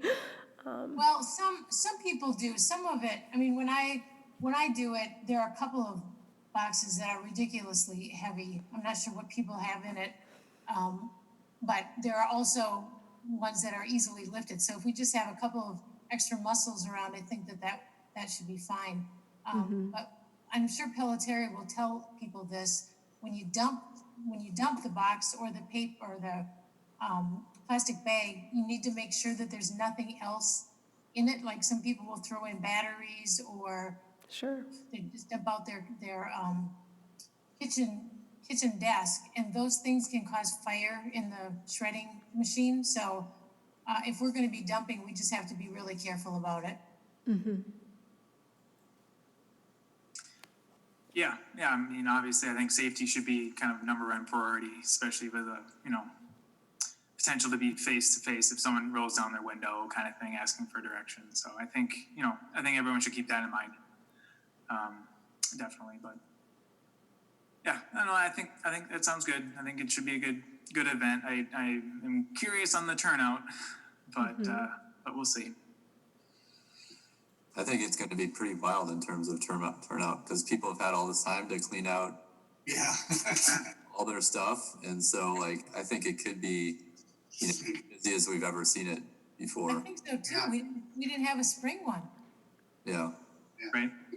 Want to consider limiting the number of people that can come through? I mean, in terms of a lot of people coming out potentially could create a safety issue for the volunteers. So right. I don't know. I just thought I'd bring it up.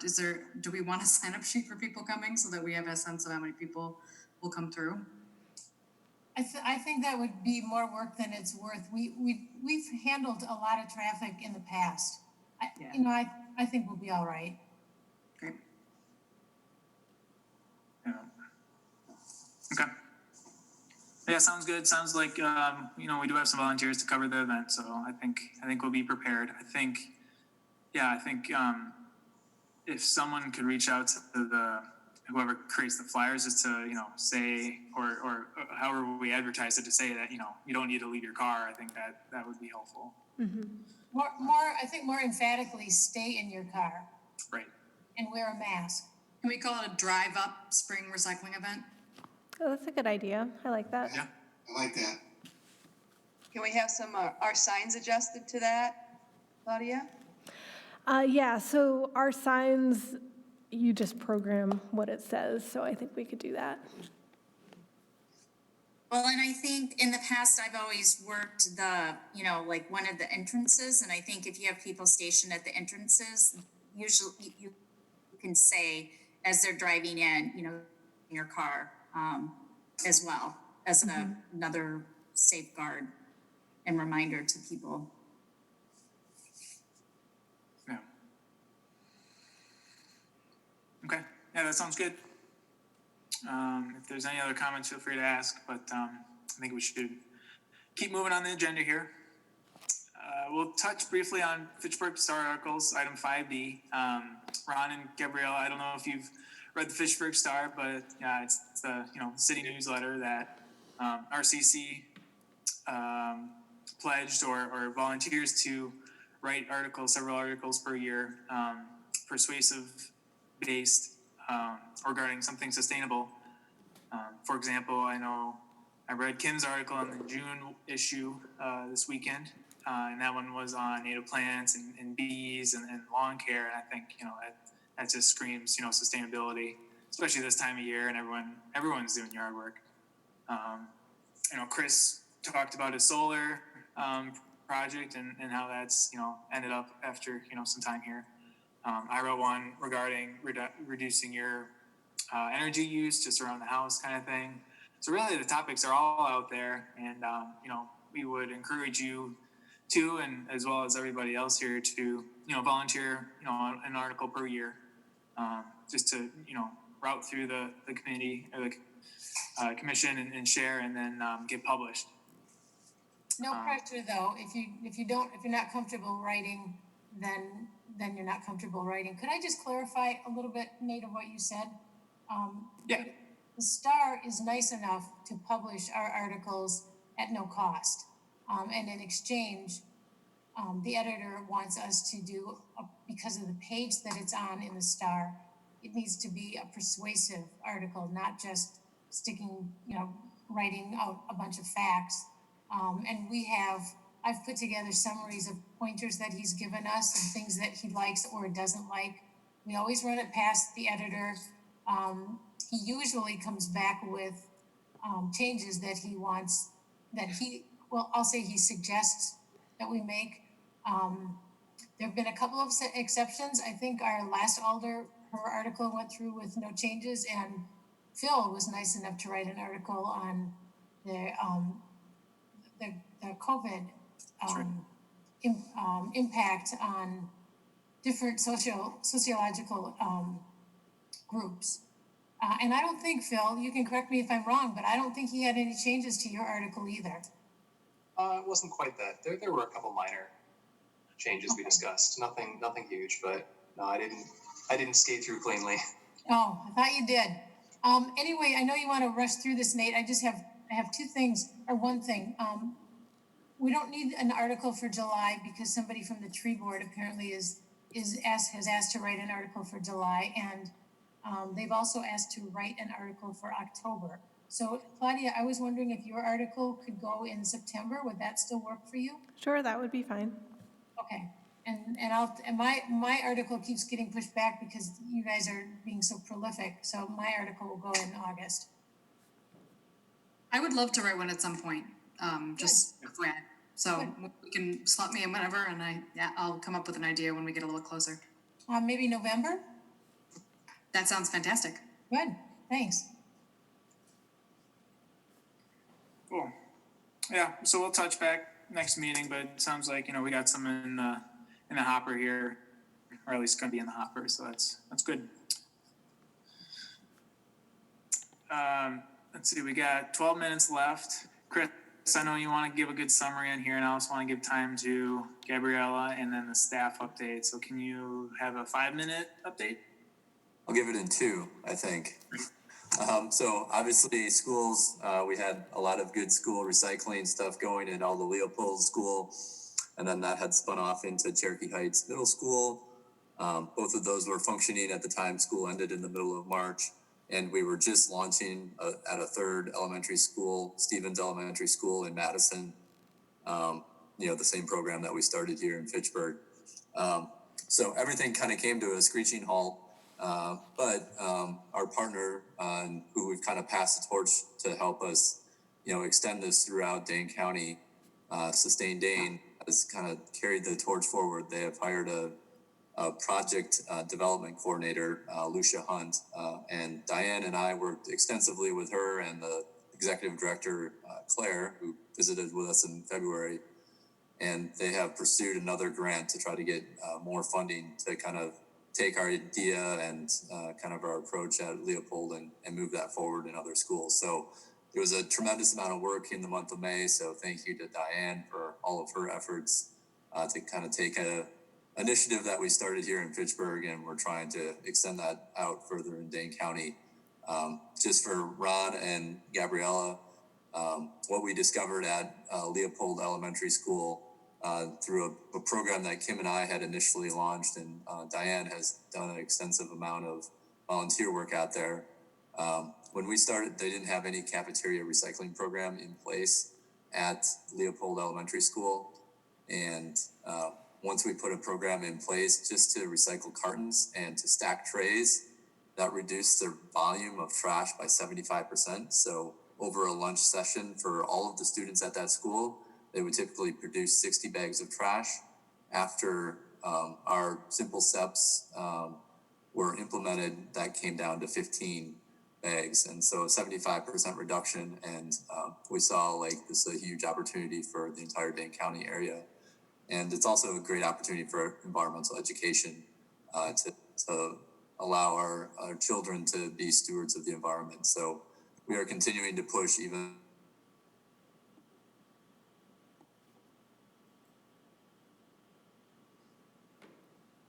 Lost him. Yeah. Yeah. Lost him.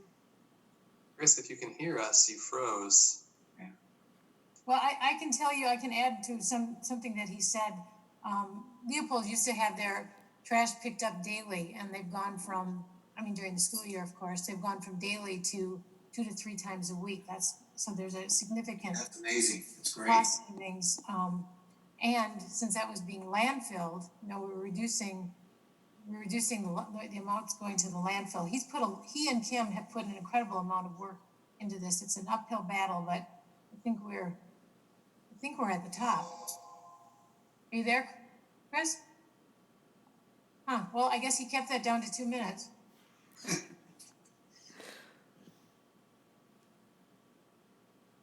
Nate, are you there? Yeah, I'm here. I think Chris is just trying to join back in if he had some closing remarks.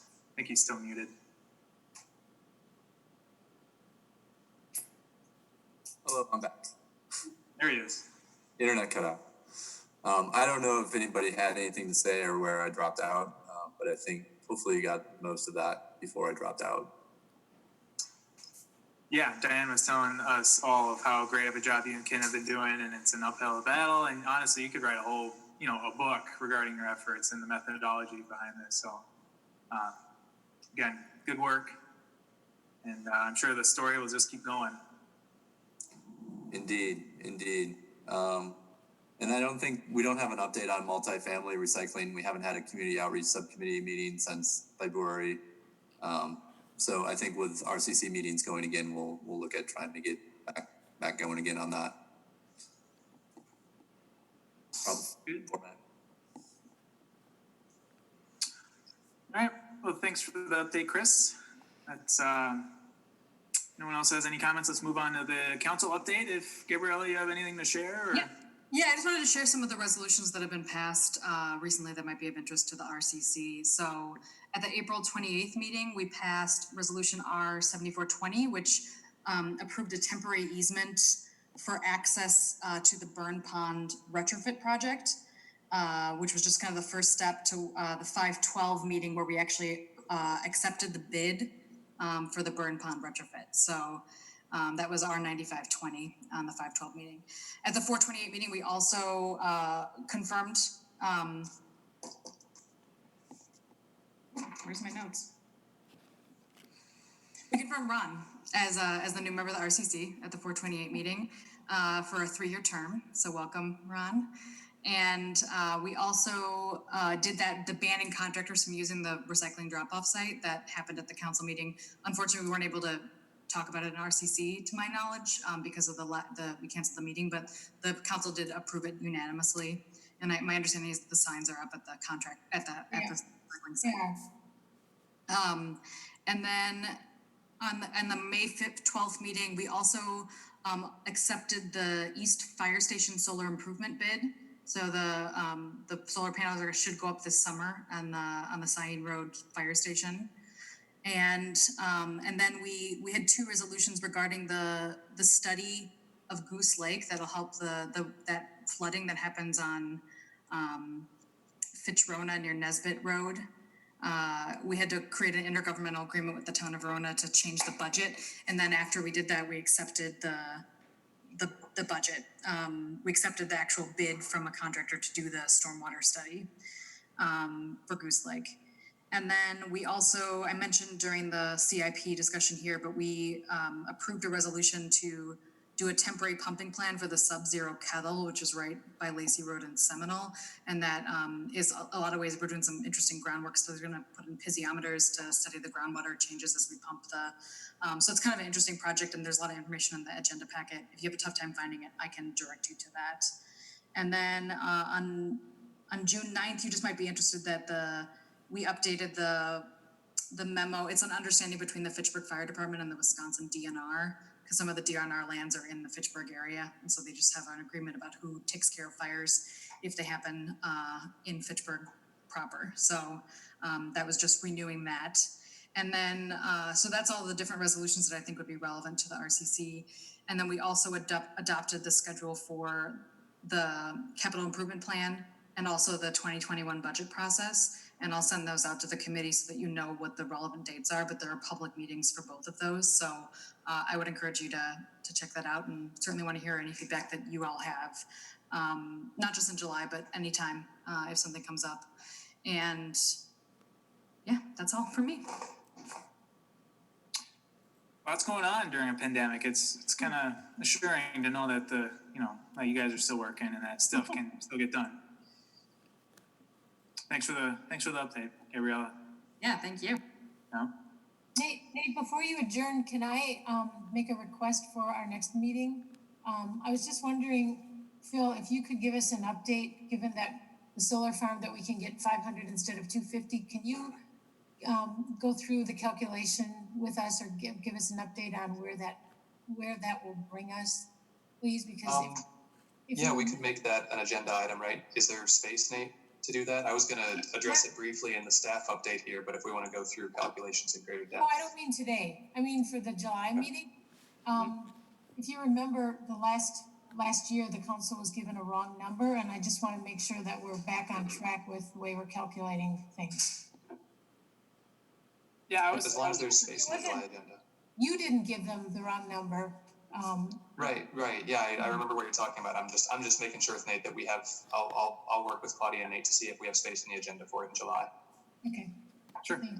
But I guess, Dan, maybe to your comment, I was hoping for a staff update for the last few minutes here. If that's still good, or Kim, do you have to leave right at 9? No, I can stick on for a little bit longer, but I'll have to jump off by 10 after. Okay. So Claudia, Phil, maybe a 5-minute summary. Yeah, I'll of the things you just prepared? hop right in then. So I'll skip this first bullet. We kind of already talked about the spring recycling event. The recycling guide has been updated with a Spanish version of the curbside recycling table. So thank you, Shelley, for offering your resources, your staff person, to help us with that. It's now available online. And I just included this resolution that Gabriella already discussed regarding the recycling drop-off site. One thing that we're still trying to determine the best way to deal with is a spike of cardboard that we're seeing at the recycling drop-off site. Last year we had 2 pickups per week of the cardboard containers, and this year we increased that to 5 pickups per week. And still, even with that huge increase, our containers are being totally inundated. So I think in the past, we've only seen this like at Christmas time when people are buying a lot of things online, but that's an issue that we're trying to figure out the best way to deal with. We're working on signs right now just to remind people that we do have unlimited curbside recycling available, and hopefully that will encourage people to recycle at home, just because if we do need to add containers, that would be a budget amendment. That's not included in our current contract with Pelletary. So Claudia, can you include that in the STAR also? Can you remind people that we have unlimited curbside recycling? And then maybe specifically point out that it includes cardboard? yes, I can do that.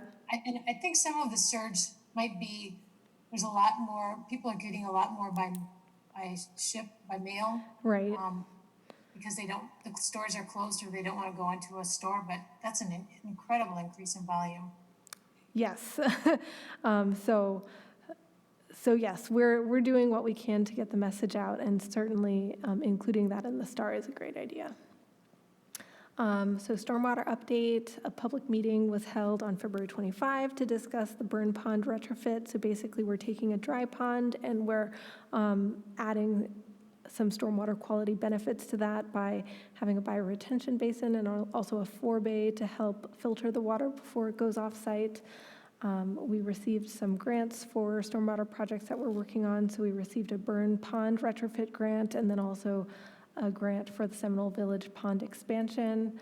We prepared the MS4 annual report, and that's available online. So that's something that we put together every year because we have a municipal separate storm sewer system to talk about how we're meeting the requirements of our MS4 permit. So that's available for download. We had a rain garden. This probably looks so foreign now that we're in a pandemic. But on February 29, we did have a rain garden workshop. That was really good. It was really good. Yeah, Shelley came, so that was cool. And actually, Rick was a presenter as well. So I know a lot of people here know Rick. But yes, so that was a success. We had about 30 people attend, and the presentation slides are available at that link. This year, in the past, I think we've kind of just done one-off contracts for vegetation management for the stormwater utility, and this year I decided just to have one contract, so we're working with one person and it's a little bit easier to coordinate. Field and Stream is the person who is doing that for us this year. We've already completed burns for 5 facilities, and we're working on follow-up vegetation management for those facilities. Claudia, can you help me out? Vegetation management makes me a little bit nervous. Are they applying herbicides? Yes, so herbicides are part of that. So basically the things that we have at our, disposal to manage vegetation are burns are pretty effective, and also they're effective against weeds, and they're also good for native vegetation. They've just evolved to like being burned. So that's something that we do. And then mowing is another thing that we can do to deal with weeds. But herbicide application is another thing that is useful for that purpose. But that's right by stormwater. So isn't that? So depending on the type of vegetation that's being dealt with, it needs to be applied different ways. So if you are, for example, putting an herbicide right on something that's in the water, you need a special, and Ron, you probably know this better than I do, but you need a special permit and license in order to do that. So they are appropriately trained on how to apply that and make sure that they're not, putting too much or getting it in the water. It's for anything that's really close to the water, it is like very specifically applied to just the plants that need it. And it's not, just sprayed everywhere. Okay, thank you. So Heartland is continuing to provide vegetation management for the Schumann Greenway, and Field and Stream is providing vegetation management for Hillside Heights. The reason why these are broken out of the general citywide vegetation management one is for the first few years of having a facility that has native vegetation, they do require a bit more work. Just to get the vegetation established. So this RFP up here, that's our general just ongoing maintenance of already or theoretically already established areas. And then these 3 bullets down here are for areas that have newer vegetation that need to be established. And then Harlan Hills is another area where we have a contract. We also collected, this winter, a task was to collect sediment depths from the ponds throughout the city.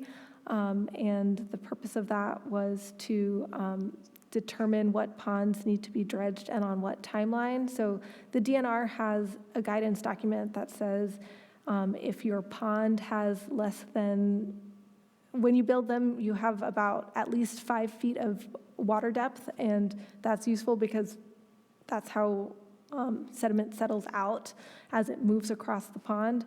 And as the pond gets shallower and shallower, it becomes less effective at allowing sediment to filter out. And at 3 feet, it's no longer doing what you designed it to. And at 3.5 feet, that's when the DNR recommends scheduling the pond to be dredged. So that's something that our staff did over the winter, just went out and cored holes in the ice and then got water depths and sediment depths. Phil? Just got these 2 items plus one more that I forgot to enter in there, and that's since the last meeting, I completed and submitted our Green Tier Legacy Community Scorecard and annual report to the DNR. They collect that every year. I tried to take a pretty critical eye to our scorecard this year. If anything was something I couldn't verify from years past, couldn't find the information, I tried to make sure I wasn't just carrying over points in any categories because we had done it before. And despite that, we still increased from 294 points in 2018 to 301 last year. It's out of a possible 536 points. So we just crossed the 50% threshold this last year for points in that scorecard, which is great. I'm also in a working group for program improvement with the Green Tier Legacy communities, and we're going to change the scorecard for upcoming years to try and get away from some of the more arbitrary and subjective categories that we've had, and try to make it a little bit more rigorous and kind of based on existing metrics and actions that communities can take. So that's I'm trying to make sure that we'll have a way in future years to still look back and compare to past scorecards, but we're going to be changing that process for future years. The OEI grant that we went in with 6 other municipalities and Slipstream, a nonprofit, on doing some energy reporting and planning out for these municipalities. That final report has been completed. I think we maybe discussed this in February. I very, very briefly, I wanted to give a more full report to the RCC, so I'm going to be planning to do that at our July meeting. In the meantime, I'm hoping to break out that final report into smaller chunks that I can actually deliver to the city's department heads to give them a little bit more of a targeted set of prescriptive solutions that they can pursue for energy efficiency, renewable energy changes. And then finally, as Diane mentioned, the O'Brien solar array, we had initially signed up for 250 kilowatts of capacity with that, and that was just due to the amount that was available by the time I was able to get in touch with MG&E and get us on board. It worked out to our benefit that council was comfortable approving a resolution that said we agreed to 250 kilowatts and up to 500, because that additional 250 did become available when one of the larger participants decreased their amount of capacity in the project. So with that increase, doubling our participation, We are going to go from about 500,000 kilowatt hours a year projected to nearly 1 million kilowatt hours a year. For context, Fitchburg uses around, right now, on a municipal scale, Fitchburg uses around 5 million kilowatt hours a year, give or take, in municipal electricity. So this project alone should represent 20% or more of our total municipal energy usage.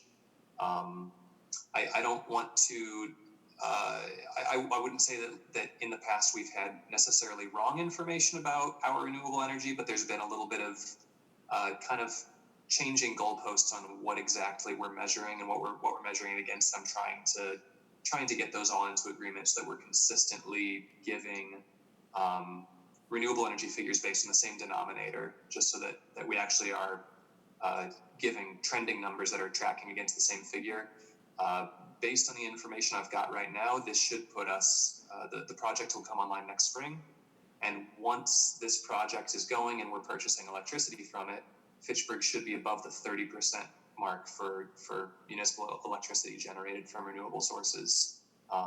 Depending on what happens going forward because of changes with COVID, that's obviously going to have an impact on building occupancy and energy usage and things like that. So it may take a couple of years for us to really stabilize what our percentage is at, but it's always kind of a moving target anyway, because MG&E's mix keeps getting greener and our mix keeps getting greener. But we should be around a third. Certainly, we're going to pass our 25% target before 2025. I'm quite confident about that now. Phil, you're a little bit kind on previous information. Actually, the information that was given to council a couple of years ago, the person who reported it just misunderstood a report that was provided to us. Yeah, there was a miscommunication. I'm not sure where that was. So council had been told that we were at 21%, and the situation was the buildings that had solar panels on their roofs, 21% of those buildings' electricity was being supplied by that solar. Yeah. And so it wasn't 21% of the whole city. And there was a misunderstanding there, and I just don't want to, I don't know, there were a couple people that talked about it and then it was presented, and I don't know where the miscommunication came. It was a correct number, it was just presented for the wrong, in the wrong context. Yeah. Sounds It's good. really great. I think that's pretty cool. And Phil, correct me if I'm wrong, but that's heading to the PSC's review to. Yes, all of the contracts have been approved by MG&E and by they've been signed by MG&E and by participants, and the PSC is reviewing them now. This is a structure that has been approved by the PSC before for Madison, for Middleton, so there's no real reason to believe that this won't be approved. It just has to. They've got to dot their I's and cross their T's. Great. Wonderful. Great, good job. Yeah, go team.